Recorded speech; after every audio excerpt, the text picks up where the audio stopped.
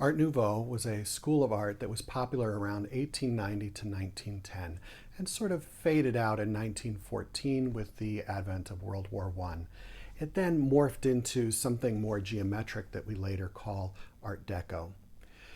Art Nouveau was a reaction to the stuffiness of the academics of the time. These were the people who determined what is a good landscape, what is a good portrait, what is a good still life, and should it be sold and where it can be exhibited. These artists during the Art Nouveau time just rejected that. They wanted to do their own thing, and they wanted to get rid of these old stuffy ideas. So they started to connect with nature and incorporate these curvilinear lines, almost like whiplashing lines that were akin to vines and water and smoke. We can see that coming through in the architecture of Antoni Gaudi's work, the Casa Batlló, and the balconies, the windows. There's no square lines, square edges.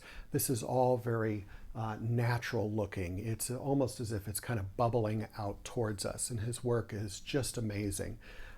He would also do a lot of tile work or mosaics, and I would welcome you to look up more of Antoni Gaudi's work to see more like this.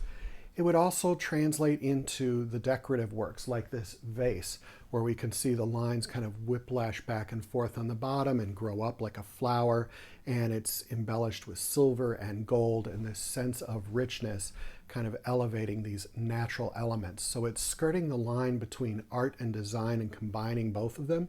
The academics didn't like that, but the artists certainly did. And later on, we can see that this becomes accepted and moves into more contemporary forms of art. They were really known for their posters, like this one by Alphonse Mucha. We could see the female figure in the middle. Her hair looks like it could be underwater. There are these beautiful floral patterns going around her. It's kind of this connection between geometric but also very natural. Here's another one that looks like a cigarette commercial, and the hair is even more like it's underwater. It almost looks like seaweed coming off of her head. She looks like some kind of goddess or nymph or mythological character. You would even see some lettering appearing in this, so text becomes really important.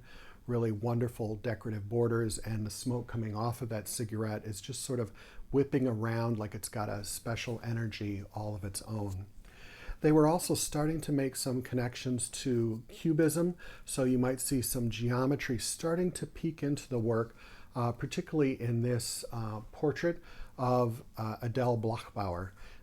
You can see much more about this particular painting in a movie called The Woman in Gold, or a documentary called The Lady in Gold, and how the Nazis had looted her family and their collection, and she was able to get this artwork back years and years later. But you can see this is just a beautiful work of art that is inlaid with gold and precious metals. We can see that sense of flow in the work. There is this sense of geometry, so we are making connections to Cubism, but it is more fluid than we would see in Cubism. And it isn't quite as geometric as we get into with Art Deco. So it still remains solidly an Art Nouveau work of art, connected to nature, curvilinear lines, and just this sense of beauty and naturalism that starts to border on these ideas of design and art coming together.